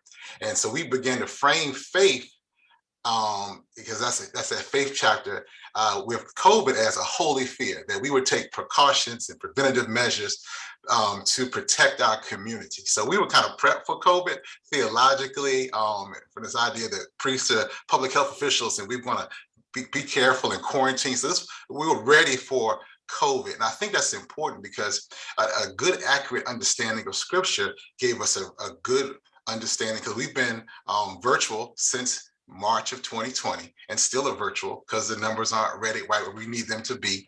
I think first thing I want to go back, because I thought someone brought up something earlier, this idea of partnership. I think there needs to be regular, ongoing, consistent, and to piggyback on what Sister Robinson said, a transparent relationship with the faith community and the medical community. At Second Baptist, we had been hearing about clinical trials for years. Number one, because my father took part of Parkinson's clinical trials in the 90s. My cousin Theo Hodge was doing infectious diseases with AIDS in the 90s. He's still working in the AIDS community. And our department in VCU, their chair, Sickle Cell Initiative, is named after one of my members, Florence Neal Smith. So, and we do a unity motorcycle ride. We got a black Harley Davidson motorcycle riders come every year for our sickle cell unity ride, right? We do that in May. So we were hearing from Dr. Wally Smith at VCU about clinical trials every year for the last 11 years. So we were kind of primed. And I point that out because that ongoing relationship, that theological reflection made a great marriage with us. So we know the importance of it. We have members in our church who are dealing with sickle cell and the importance of those trials and the importance of looking forward every year to the updates that we would get at our unity ride. That was important. So we were kind of prepped for that. So I think this idea of this ongoing relationship with the faith community and the churches should happen when we're not in crisis. Because when I was sharing with my wife, Cassandra, we were talking, and because she was studying public health at one point, we were talking about this idea that during a time of mass hysteria is prime for miscommunication. And so we're sharing information when it's not mass hysteria, people can intake it more. If you wait till a time of crisis to begin to talk about it, people are bombarded with misinformation. So I think that regular ongoing communication when we're not in crisis and having the faith community connect with the medical community often, where I know at my church, VCU has been connected with Second Baptist for years. Some of their nurses do some programs there, and we've been connected through the job training program at VCU of Harrison. So we've had these connections. So this idea of when it was time to connect with the medical community, it wasn't foreign to us because we had these genuine, ongoing, transparent, trustworthy relationships for years. And I think that becomes hugely important. And so that's the thing, I think. So when we talk about clinical trials, it's got to, this idea of trust, I think it's going to keep coming up, and people who know you and understand you. And so when we talk about stuff, we deal with the hesitancy, as Dr. Warren said, up front. We know you may be concerned about this. This is why you should trust this. This is why we want to alleviate some of the fears. Because I know you have the fear. I know in the community, I know the history. I know what has happened to us. We know what the experimentation and different things. We know the exploitation, deception, because we know that we address that up front. We go right there. We don't beat around the bush. We go right there. We know why you might be fearful. We know why you may be scared. We know why you may be hesitant. Let me put that to rest. During COVID, when I would go out and share about getting vaccinated, I knew up front. I said, hey guys, this is well tested, this has been well funded and well researched data. And usually they exclude us from this stuff. So if you see rich folk moving from different neighborhoods and zip codes, from flying out of different places to get this medicine, trust me, they normally exclude us from this. We want to make sure we are part of this thing. So we, at our church, we were vaccinated as late as last Saturday. And through the health department, our relationship with the health department, we will vaccinate folk every Tuesday for the remainder of the year.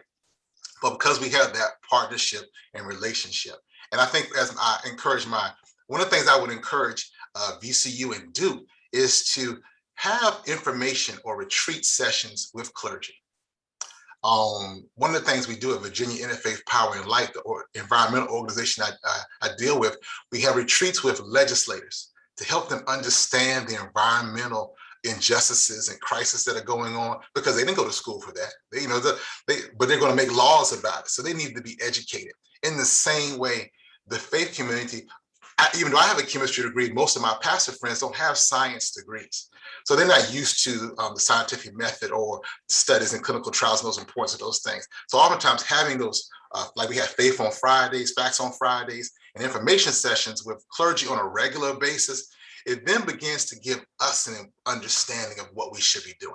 I could talk forever, so I'm not going to talk much longer, but I do thank you, and I don't want to monopolize the time. I'm sorry.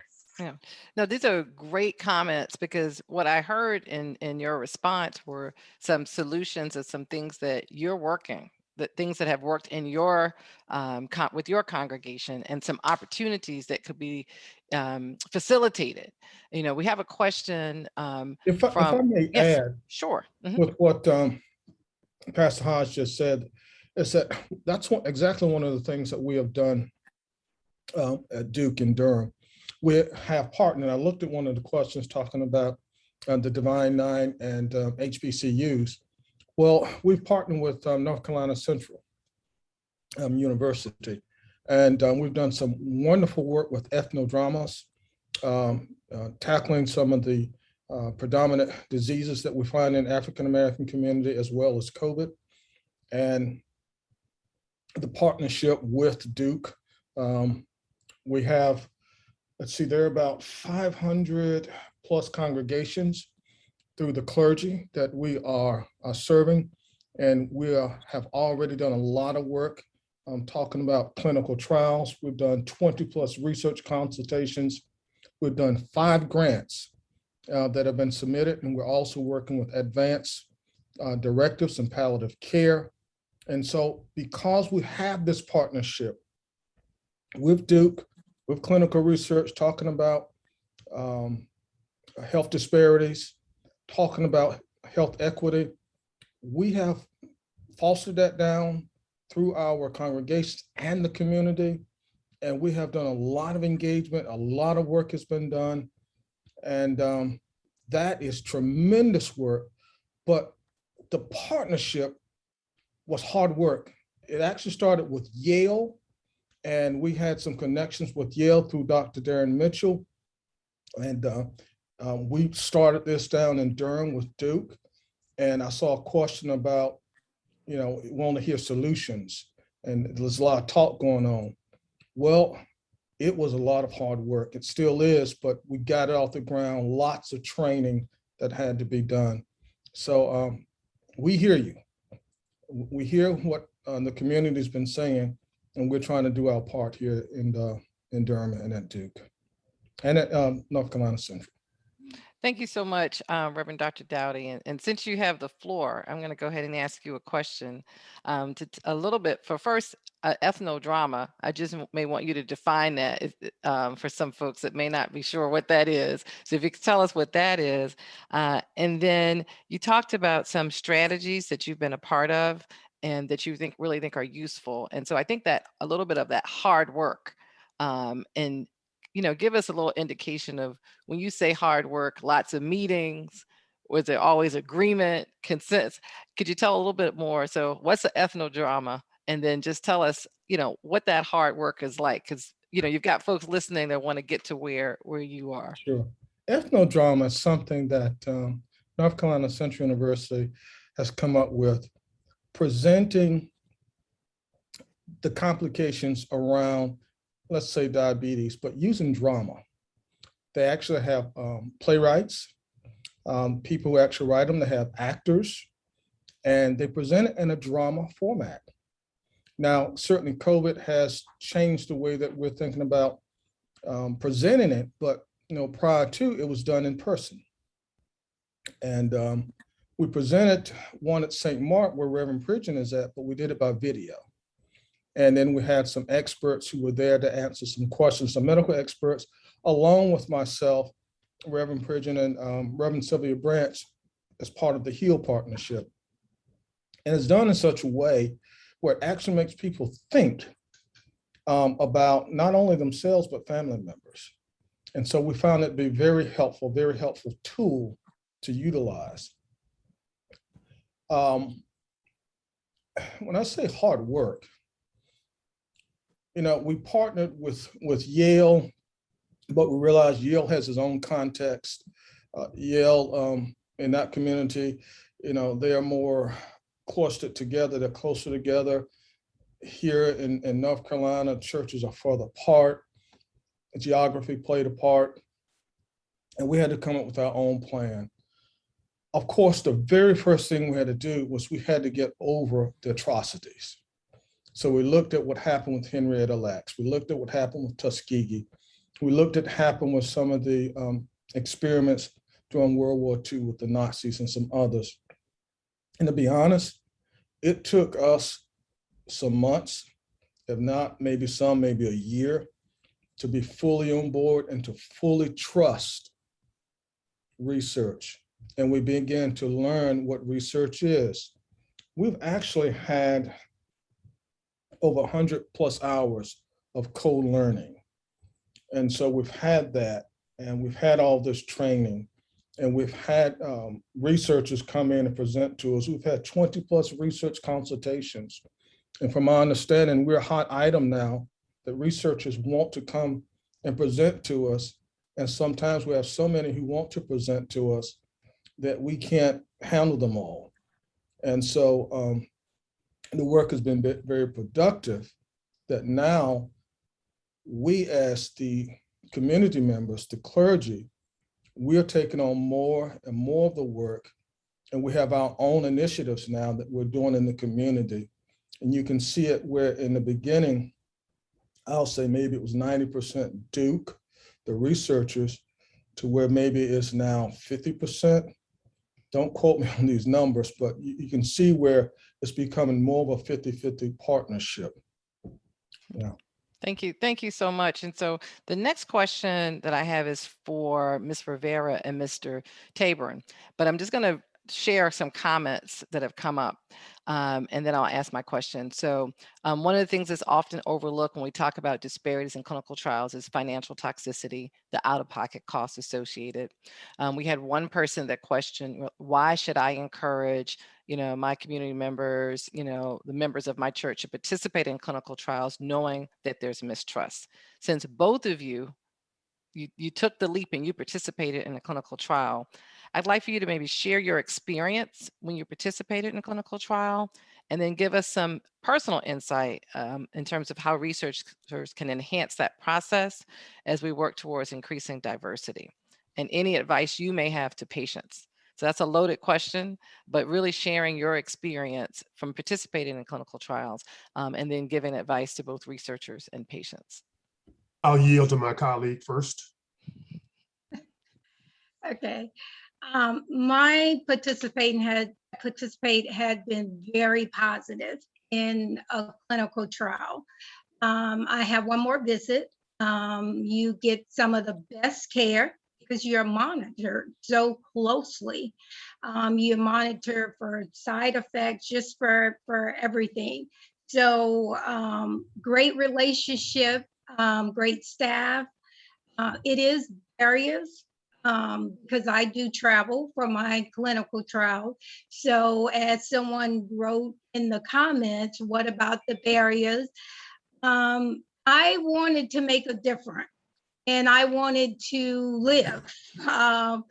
And what I think a lot of people don't realize is even stuff like, I don't know, for the people that have kids, Pedialyte, long time ago, you needed a prescription for that. You no longer need that. All those drugs have been through a clinical trial. Tylenol, Bayer aspirin. So if you take any of those type of medication for anything, just a headache, they had to go through a clinical trial. And we actually need human bodies. We need Black and brown people, African American. Our tissue sometimes is made up a little bit different. So we need to know that that is going to work and be effective on us. I put in the chat, Lazara is one center that basically help with expenses, but we hear about people having to take off work. It is very time consuming. But again, we want our people to, my goal is to bring up that number. 5% African Americans participate in a clinical trial. So if a drug come out, does that really work for us? We only have 5%. I have one goal, to lend my voice and to have more of us participate in a clinical trial, hopefully closer to home. That is some of the work that we do at NCORE here at Massey, try to bring it in the community where it's most needed. What was the other part of your question? So that was advice, if you had advice to patients. Involved Okay. in research. Okay. Research. If I wasn't this age, I think I've been so involved in research, I would go back to school. But no, get involved in research, make a difference. Yeah, we definitely need you, and talk to people that have been out there, that have participated in a clinical trial, and learn the facts. We have, Henrietta Lag's, great-granddaughter here. We have a whole panel. Reach out and learn the facts. Don't believe what who is they said. We have to believe in the facts and just get involved. That would be my advice. One of the things, and then I'll be quiet, what my grandmother used to tell me, where there's a will, there's a way. One of the trials I was in California. I'm in Richmond, Virginia. I had to travel to California every 90 days. I had no idea how I was going to do that, but I was going to make it happen. So just get involved and reach out to this panel. We will help you. Absolutely. Thank you so much. And I know we're taking notes, because having trials closer to where the patients live, that's something that healthcare institutions can think about and work on. So Mr. Tabor, in your experience, would you like to share? Right, and I have participated in several trials, and not to repeat, other than just to say I agree with what Ms. Sanchez has said. When I have looked at trials and have talked with those who were administering it, I first of all had to feel comfortable that I was not hurting myself. The considerations given me relative to that particular point allowed me to enter into it a little easier, well, quite easy as a matter of fact. I also found myself tending to lean most towards those trials that either related to something which was a particular concern or interest to me, or to people I knew, or to members of my family. Even though I have participated in others that clearly there was some space between that study and me. Just one final point I want to mention, because I know we're getting to that bewitching hour, but it's kind of like when people have a concern about crime in their neighborhood, there's a dispatcher that they can call at the police department who will receive that call and kind of initiate a certain kind of hopefully corrective action. I think a lot of people who may have questions about trials but don't have quick access to the information, can't call a doctor during the day because of their schedule, but if they knew a little bit more. So my suggestion, and I would be quiet, what if some of these nursing schools created a telephone call service, so that a person with a question could call, and if not necessarily getting the exact answer, could be pointed in the right direction. And having access to information which may answer some questions which a lot of people may still have can perhaps help to bring more people to the table. So Thank you. Thank you. Well, we have had some real talk today, and there are more questions that I have. There are more questions in the chat, but we know that this is the beginning of our series. And as we go to this sort of next phase of where do we go from here, we really want to begin to think about what are those next steps? How can we take action? Again, not just to present today and just share, but we wanted to learn and really set the course for our path moving forward. So thank you so much for this segment. And I'm going to pass the microphone to Dr. Nguyen and Dr. Barrett as we begin to think about where do we go next from here. And I'm going to add that I'd like to get, I know Dr. Warren is still with us, but where do we go? And so I'm just going to keep it short. I think famously, my grandmother used to quote something. I don't know that she knew it was from Theodore Roosevelt, but people don't know how much you know until they know that you care. So as we're talking about solutions, getting on the pathway to being better about letting communities know that we care is one of the ways that we're going to drive of getting better. The second thing is, I think that people have hit on it, but this issue of doing things to a community as opposed to doing things with the community. We tend to, as academics, only be there as long as the level of our grant. That's not a commitment, that's a transaction. So another solution as we're moving forward will certainly be to get beyond the transactional nature of research and actually understand, and really I'm picking up and really, it really hit me in a way, the humanity of Dr. Warren talking about doing things with our communities and determining a scope of not 3 years, but 10, 20, and 30. The other thing is, why are we not providing opportunities in the communities? I grew up in the 60s and 70s, so red, black, and green, all of this other stuff. We used to always talk about the empowerment of providing jobs for young people within our communities, and yet most of our grants have no part that's accentuated that if we do these things with clinical trials or grants, that there is a portion of people that we hire within those communities.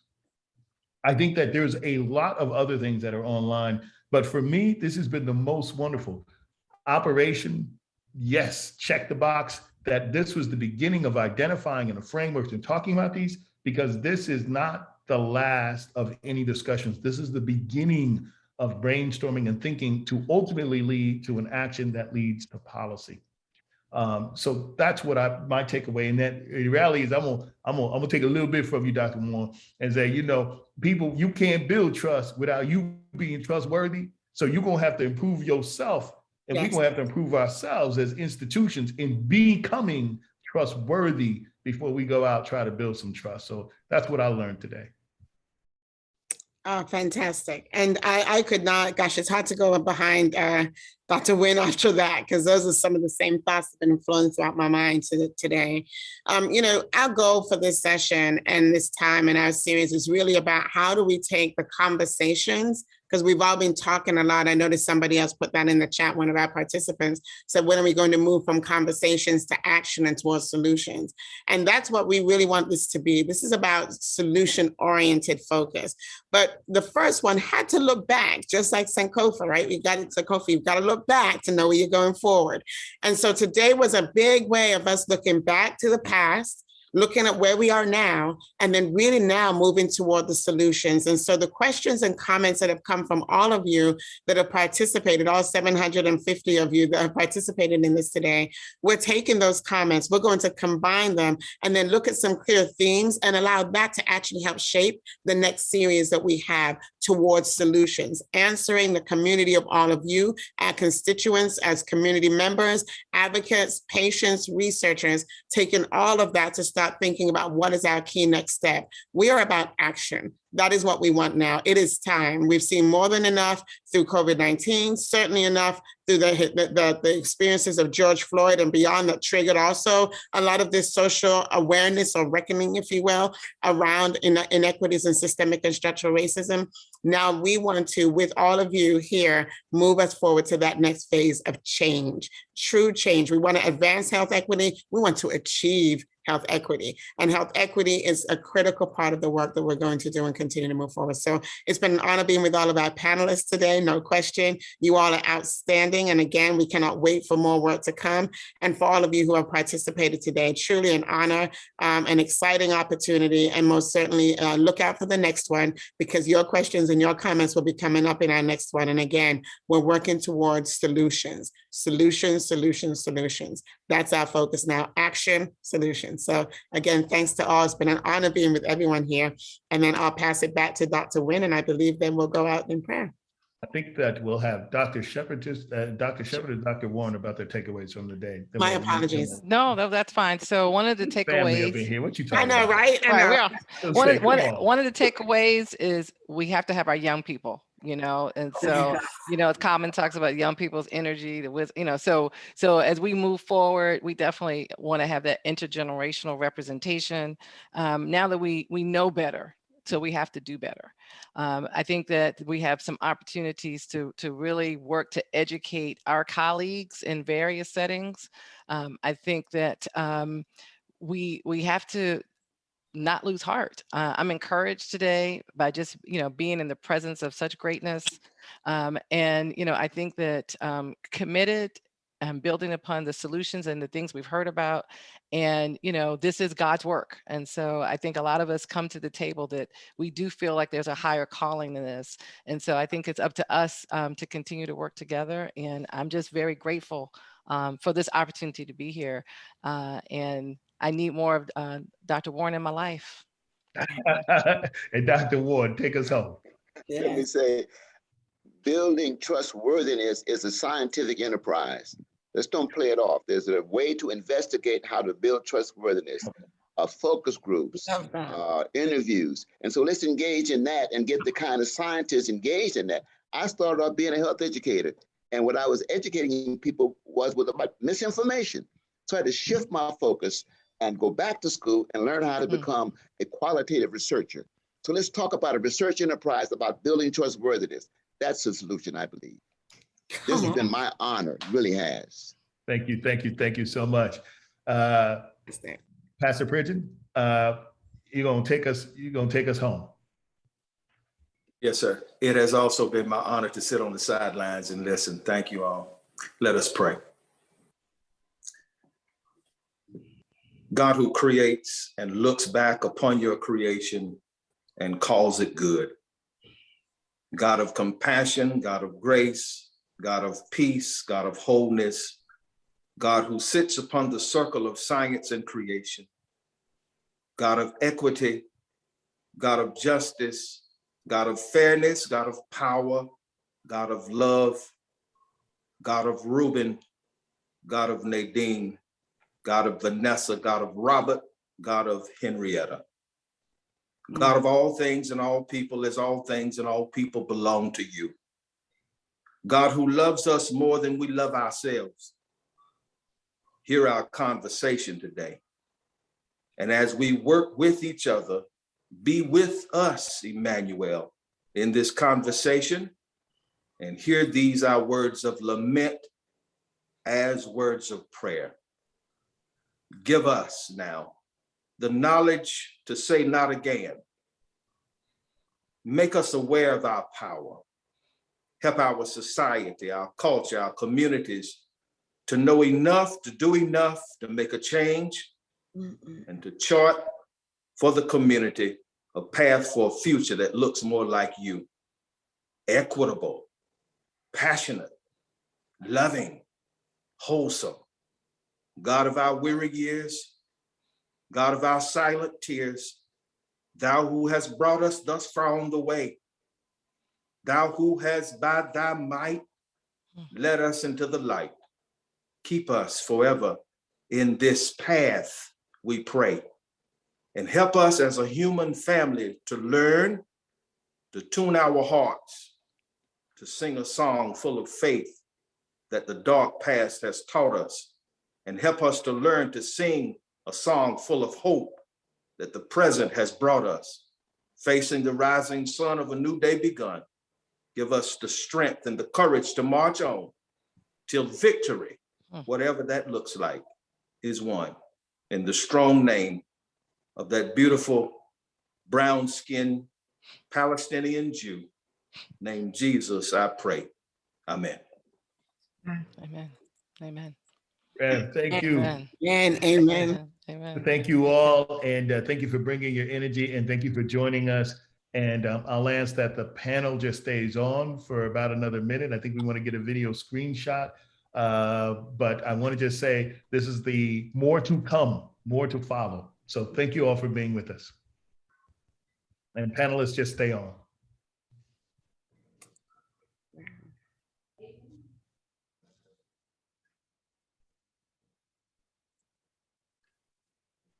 All right, Priscilla, something. What do we do now? That was good, y'all. We're still live. You may want to. I still see that. Mm-hmm. It was still good though, even though That's right. We can live. It was still great. Everybody can hear that. It was good. That was great, everyone. And the panelists, and even the attendees who can still hear us were fantastic with their comments. Excellent questions. Excellent question. I do think we may want to collect all the questions and be able to sort of address those things and then get it out to everyone, because those questions were spot on and we couldn't get to all of them. But I do think that this is getting a little committee together and being able to respond to all those questions would be helpful. Oh, absolutely. I mean, well, first of all, I had my name called out in prayer, so I'm already feeling some sort of way right now. Say it again He now. said the God of Vanessa. I'm like, all right, now this is gonna be good. So, but I think the questions were right on point. We know we're still live. You know, it's okay. This is the after the show, right? That is the after show. The after. But I really appreciated the questions that I saw, and so I think as we go through to answer them, they're going to give us even more marching orders in terms of things. And I was struck by the question about the young people.